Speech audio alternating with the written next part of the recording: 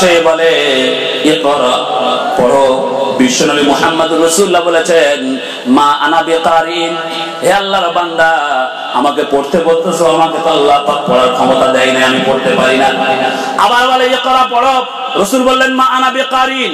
আবার বলা হলো ইকরা, আলোর মধ্য থেকে আওয়াজ আসে, ইকরা, পড়ো পড়ো পড়ো। বিশ্বনবী বললেন মা আনা বিকারিন, আমি তো পড়তে জানি না, আমাকে পড়ানো শেখানো হয়নি, আল্লাহর পক্ষ থেকে আমাকে শেখানো হয়নি। তারপরে তৃতীয়বারের পরে ভিতর থেকে একজন মানুষ বার হলো, আমাকে বুকে জড়িয়ে ধরলো। বিশ্বনবী বলেছেন এত জোরে চাপ দিয়েছে, খাশিতু আলা নাফসি। বুখারী শরীফের মধ্যে শব্দ রয়েছে, রাসূলুল্লাহ বলেছেন এমন জোরে চাপ দিল যেন আমি ভাবলাম আমি আর দুনিয়ায় বাঁচতে পারবো না, মানে মরে যাবো, এরকম একটা ভয় তৈরি হয়ে গেছে। আমাকে বুকে জড়িয়ে ধরলো, চাপ দিল।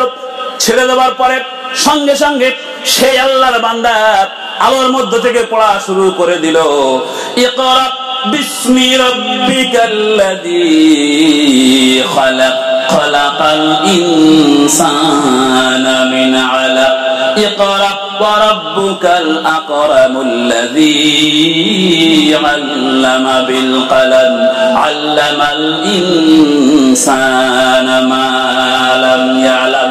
এই পাঁচটি আয়াত প্রথম অবতীর্ণ হলো। আমার রাসূলকে কিছুই বুঝতে পারেন নাই, কোথায় থেকে আওয়াজ আসলো, কিসের জন্য আওয়াজ আসলো, কে ইনি, কেন আমাকে বলে গেল, কেন আমাকে পড়িয়ে দিয়ে চলে গেল।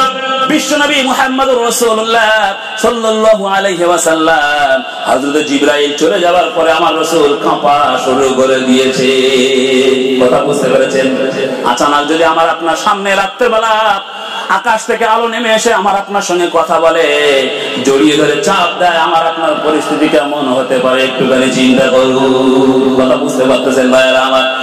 কিতাবের মধ্যে রয়েছে এই পাঁচটি আয়াত, ইকরা বিসমি রাব্বিকাল্লাযী খালাক, খালাকাল ইনসানা মিন আলাক, ইকরা ওয়া রাব্বুকাল আকরাম আল্লাযী আল্লামা বিল কলম, আল্লামাল ইনসানা মা লাম ইয়ালাম। এই পাঁচটি আয়াত অবতীর্ণ হলো সর্বপ্রথম। আমার ভাইয়েরা, যারা হজে গিয়েছেন, গড়ে হীরা দেখেছেন, ওখানে একটা শিল পোতা রয়েছে, একটা পাথর লাগানো রয়েছে, ওই পাথরের উপরে এই পাঁচখানা আয়াত লেখা রয়েছে। সর্বপ্রথম কোরআন শরীফের এই পাঁচটি আয়াত অবতীর্ণ হয়ে গেছে। এর মানেটাও খুব সুন্দর, ইকরা, পড়ো, বিসমি রাব্বিকাল্লাযী খালাক, ওই রবের নাম নিয়ে যে রব তোমাকে তৈরি করেছে। তোমরা নিজে হাতে তৈরি করেছো ও নয়, বরং ইকরা বিইসমি, उस रब के हेल्प से, उस रब के मदद से पढ़ो, अल्लाज़ी खलाक, जिसने तुम्हें, अल्लाज़ी खलाक, जिसने तुम्हें बनाया है, जे तुम्हें तैयारी करेছে তার নাম নিয়ে পড়ো। ভাইরা আমার, হযরতে মুহাম্মদুর রাসূলুল্লাহ সাল্লাল্লাহু আলাইহি ওয়াসাল্লাম থরথর করে কাঁপা শুরু করে দিলেন। কাঁপতে কাঁপতে জাম্মিলুনি জাম্মিলুনি ইয়া খাদিজা, আয় খাদিজা, আমাকে কম্বল চাপা দাও, কম্বল চাপা দাও। খাশিতু আলা নাফসি, আমি আজকে এমন একটা ঘটনা দেখলাম, আমি হয়তো আর বাঁচবো না, কারণ আমার সঙ্গে এমন একটা ব্যবহার ঘটে গেছে, আমি হয়তো দুনিয়া থেকে শেষ হয়ে যাব। কথা বুঝছেন? রাসূলুল্লাহ স্ত্রীর কাছে গিয়ে বলছেন, সব থেকে নিচে নিজের প্রাণের মানুষ সব থেকে কাছের কে হতে পারে? আমার শরীরে কোথায় ফোড়া হয়েছে না হয়েছে এটা আমার স্ত্রী ছাড়া কাউকে দেখাতে পারবো? সব থেকে কাছের মানুষ বিশ্বনবী হযরত খাদিজাকে বললেন, ইয়া খাদিজা জাম্মিলুনি জাম্মিলুনি, আমাকে কম্বল চাপা দাও, আমাকে কম্বল চাপা দাও। খাশিতু আলা নাফসি, আমি ভয় পাচ্ছি, আমি হয়তো বাঁচবো না। হযরত খাদিজা ছিলেন বুদ্ধিমতী, তিনি সান্ত্বনা দিলেন, সাহস দিলেন। কি কথা বলছেন আপনি? একই কথা, কাল্লা কাল্লা ইউখজিকাল্লাহু আবাদা, আল্লাহর কসম, আল্লাহ পাক আপনাকে কোনোদিন ক্ষতি করতে পারে না। বলেন সুবহানাল্লাহ। কত বড় বুদ্ধিমতী ছিলেন তিনি। আমার রাসূলকে প্রথমেই সাহস দিলেন, ভয় পাবেন না, আপনি ভয় পাবেন না। কি হয়েছে আমার সঙ্গে বলুন, চিন্তা করছেন কেন, টেনশন করছেন কেন? আপনি কোনোদিন আপনার ক্ষতি হতে পারে না।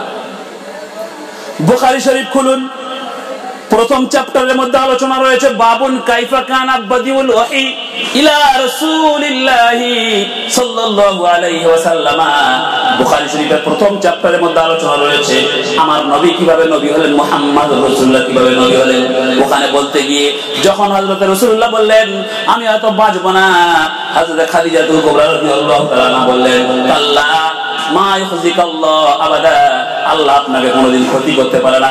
তার কারণ হলো ইন্নাকা লাতাসিলুর রহিম, আপনি তো আত্মীয়তা বন্ধনকে মজবুত করেন, সম্পর্ক ছিন্ন করেন না। ওয়াতাকরিজ যায়িফ, মেহমানদারি করেন। ওয়াতাহমিলুল কাল্লা, গরীব মানুষকে সাহায্য করেন। ওয়াতুইনু আলা নাওয়াইবিল হাক্কি, আর যেখানে পয়সা খরচ করার কথা সেখানে আপনি পয়সা খরচ করেন, গরীবদের দান করেন, ভালো ভালো কাজ করেন। যে মানুষটি এরকম ভালো ভালো কাজ করে সে মানুষের কোনো ক্ষতি হতে পারে না। আমার কথা বুঝছেন না? চারটে পাঁচটা কথা বলেছেন হযরত খাদিজা। নাম্বার 1, ইন্নাকা লাতাসিলুর রহিম, আপনি তো আত্মীয়তার বন্ধন জোড়েন। ভাই বোনে ঝগড়া হয়ে রয়েছে, ভাই বোনের মুখ দেখে না, বোন ভাইয়ের মুখ দেখে না, আপনি সেখানে গিয়ে সমাধান করে তাদেরকে মিটিয়ে দেন। ওয়াতাকরিজ যায়িফ, মেহমানদারি করেন, মানুষকে খাওয়ান পেট ভরে। তারপরে এসছে ওয়াতুইনু আলা নাওয়াইবিল হক, যেখানে পয়সা খরচ করা দরকার, একটা মানুষের মেয়ের বিয়ে হচ্ছে না, গরিব মানুষ, পয়সার দরকার, আপনি তাদেরকে সহযোগিতা করেন। একটা মানুষের খাওয়া হয় না, আপনি তাকে খাওয়ান। আপনার মধ্যে এতগুলো ভালো ভালো কাজ রয়েছে, আর আপনাকে আল্লাহ পাক ক্ষতি করবে কোনোদিন হতে পারে না। আপনি শান্ত হন, আমি দেখছি কি করা যায়। ওই জন্য বুদ্ধিমতী স্ত্রী হলে সংসার আল্লাহ জান্নাত হয়ে যায় বলে সুবহানাল্লাহ। যত বড় অ্যাক্সিডেন্ট দুর্ঘটনা আসুক না কেন, স্বামীকে সে দাঁড় করিয়ে রাখে। আর যে সমস্ত মহিলারা বেশি চালাক, সে নিজের স্বামীকে গোলাম বানিয়ে আর নিজে গোলামের বউ হয়, চাকর। আর যারা প্রকৃত বুদ্ধিমান আল্লাহওয়ালী, তারা নিজের স্বামীকে রাজা বানিয়ে নিজে হয় রানী। কথা বুঝতে পারছেন না? রাজা বানিয়ে নিজে হয় রানী। আর যে বেশি বুদ্ধিমান, সে স্বামীকে গোলাম বানিয়ে আর নিজে হয় নওকরানী। নওকরানী বোঝেন? যারা বাড়িতে লোকের বাড়িতে কাজ করে। হযরত খাদিজা বললেন চিন্তা করবেন না, টেনশন করার দরকার নাই। আপনার এই সমাধানের জন্য আমার পরিচিত মানুষ ওয়ারাকা ইবনে নাওফাল, বড় জ্ঞানী বিচক্ষণ মানুষ, তার সঙ্গে আলোচনা করব। আপনার সঙ্গে যে ঘটনা ঘটেছে তাকে আমি বলবো, এর কোনো না কোনো সমাধান তিনি বার করে দেবেন। বিশ্বনবী মুহাম্মদ রাসূলুল্লাহ শুয়েছিলেন, কম্বল মুড়ি দিয়ে শুয়েছিলেন। তারপরে জিজ্ঞাসা করা হলো, হযরত ওয়ারাকা ইবনে নাওফালের কাছে রাসূলকে নিয়ে যাওয়া হলো। বিশ্বনবী মুহাম্মদুর রাসূলুল্লাহকে বসিয়ে হযরতে খাদিজা জিজ্ঞাসা করলেন, হে আমার ভাই, দেখো তোমার ভাতিজার সঙ্গে কি দুর্ঘটনা ঘটেছে, ভয় পেয়ে গেছে, খুব একটুখানি শুনে রাখো। ওয়ারাকা ইবনে নাওফাল জিজ্ঞাসা করলো, বলো বেটা কি খবর, বলো কি হয়েছে। বিশ্বনবী মুহাম্মদুর রাসূলুল্লাহ সবকিছু খুলে খুলে বর্ণনা করলেন। সারা রাত কেটে গেল, কোনো অসুবিধা হলো না। ভোরের দিকে দেখলাম পূর্ব আকাশে একেবারে আলো হেসে গেছে, পুরো গড়ে হীরা, পুরো হীরা পাহাড় একেবারে উজ্জ্বল হয়ে গেল, আলোকিত হয়ে গেল।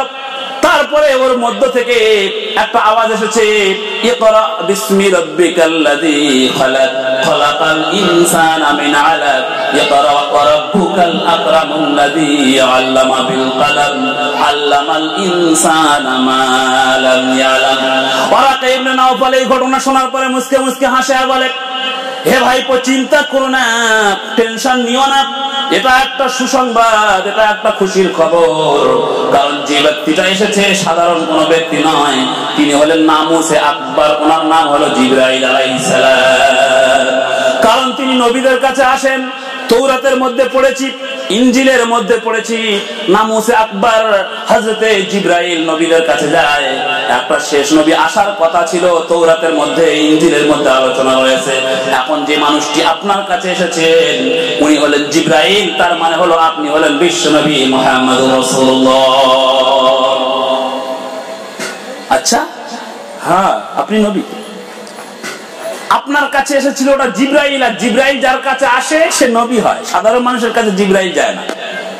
তাহলে কি হবে? আপনি রাহমাতুল আলামিন হয়ে গেলেন, বিশ্ব নবী হয়ে গেলেন, শেষ নবী হয়ে গেলেন। তবে ওয়ারাকা ইবনে নাওফাল একটা কথা বললো, যার কারণে আমার আপনার নবীর মনটা শুকিয়ে গেল। ওয়ারাকা ইবনে নাওফাল বলে, ভাতিজা, যদি আমি সেই দিন বেঁচে থাকি আপনাকে সহযোগিতা করবো। হুজুর বললেন কোন দিন? নাওফাল বলল, যেদিন আপনার বংশের মানুষ আপনাকে বাড়ির থেকে বার করে গ্রাম ছাড়া করে দেবে। হুজুর আশ্চর্য হয়ে গেলেন, এ কিরকম কথা বলছেন আপনি? যারা আমাকে এত ভালোবাসে, যারা আমাকে না দেখে থাকতে পারে না, কোন ঝক্কি ঝামেলা হলে মুহাম্মদ যেটা বিচার করবে সেটা মানবো, মুহাম্মদ ছাড়া কারো কথা চলবে না। যারা আমাকে আমিন বলে, যারা আমাকে সাদিক বলে, যারা আমাকে নিজের সন্তানের থেকে বেশি ভালোবাসে, তারা আমাকে তাড়িয়ে দেবে। বুখারী শরীফের মধ্যে শব্দ যেভাবে এসছে, হুজুর বললেন আমুখরাজাইয়া কে মুঝে নিকাল দিয়া যায়গা। হুজুর যেন আশ্চর্য হয়ে গেলেন। ওরাকা ইবনে নাওফাল বলল, হ্যাঁ অবশ্যই আপনাকে বার করে দেওয়া হবে, আপনাকে বার করে দেওয়া হবে। কারণ ইতিপূর্বে যতবার নবী এসেছেন প্রত্যেক নবীর সঙ্গে তার বংশের মানুষেরা দুশমনি করেছে, আর আপনি যখন শেষ নবী হবেন তার মানে আপনার বংশের মানুষ আপনার সঙ্গে দুশমনি করবে। হুজুরের মনটা ছোট হয়ে গেল। হুজুর বাড়িতে আসলেন,